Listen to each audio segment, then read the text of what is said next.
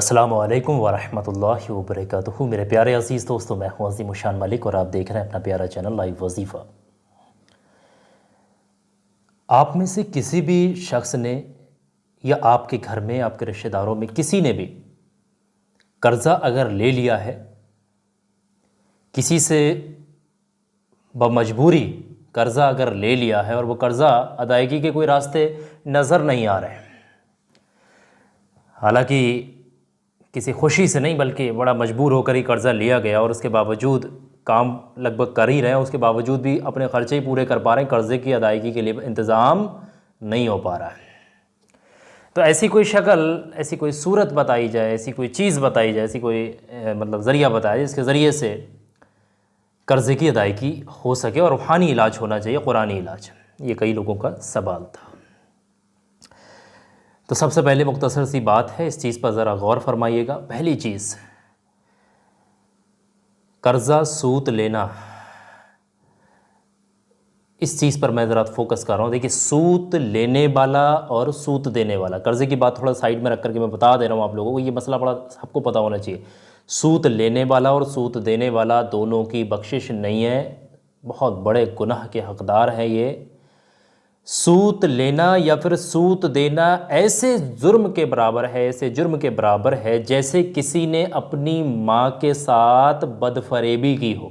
माज़अल्लाह, कितना बड़ा गुनाह है, कितनी इस गुनाह की बख्शिश नहीं है, याद रखिएगा। तो किसी भी हालत में सूद ना तो लें किसी से, ना फिर किसी को दें।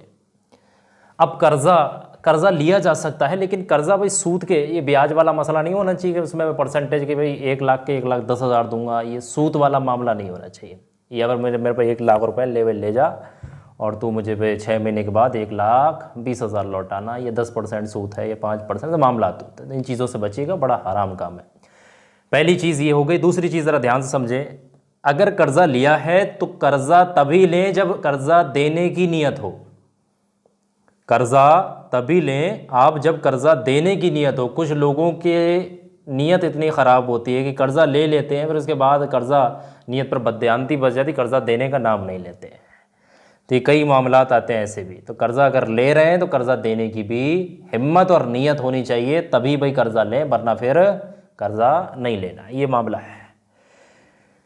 लेकिन बहरहाल इस वीडियो के अंदर जो चीज़ हम बताने वाले हैं वो समझिएगा, जो एक ऐसी कुरान मजीद की सूरह मुबारक जो कर्ज़ा अगर कितना भी है तो ऐसे ज़रिया अल्लाह तबारक तआला आपको नसीब करेगा, इसका अगर आप विर्द कर लेते हैं तो कर्ज़ा कितना भी बड़ा हो, कैसा भी कर्ज़ा हो, किसी भी चीज़ के हवाले से कर्ज़ा हो, परेशान है, बच्चों की शादी के लिए लिया, किसी घर खरीदने के, जो भी मामलात के लिए लिया, अपने रोज़मर्रा घरेलू ज़िंदगी, जो भी चीज़ के लिए आपने कर्ज़ा जो लिया है, किसी भी दुनियावी मसले के लिए, तो उसको अदा करने के लिए अगर आप अदा नहीं कर पा रहे, परेशान है, कोई रास्ता, कोई सूरत नज़र नहीं आ रही है, तो शक्ल में करना ये होता है कि इस सूरह मुबारक को जो मैं बताने वाला हूँ इसका विर्द करिएगा। इसका विर्द करते चले जाएंगे, आपको ऐसे ऐसे अवसर, ऐसे ऐसे ज़रिए पैदा होते चले जाएंगे आप लोगों के लिए कि पैसा आता चला जाएगा और आप आसानी के साथ इंशाल्लाह कर्ज़े को अदा कर पाएंगे। ये बहुत ज़्यादा कामयाब चीज़ है, इसको समझें। इसको सिर्फ सुबह सुबह आपने पढ़ना होगा, 3 मरतबा सुबह को आपने पढ़ना होगा, और जो भी शख्स पढ़ेगा वो वज़ू की हालत में ही पढ़े, चाहे मर्द पढ़ रहा है चाहे फिर और कोई भी पढ़ रहा है, वज़ू की हालत होना ज़रूरी है। ये बात इसके लिए तयशुदा है, शर्त है। फजर की नमाज़ के बाद पढ़ें, ज़्यादा बेहतर होगा, या फिर किसी भी काम पर जा रहे हैं उससे जाने से पहले आप पढ़ लें तो ज़्यादा बेहतर। महिलाएँ भी फजर की नमाज़ के बाद पढ़ सकती हैं, नहीं तो सुबह का नाश्ता बनाने के बाद भी पढ़ सकती हैं, जैसे आपको वक्त लगे उसके हिसाब से।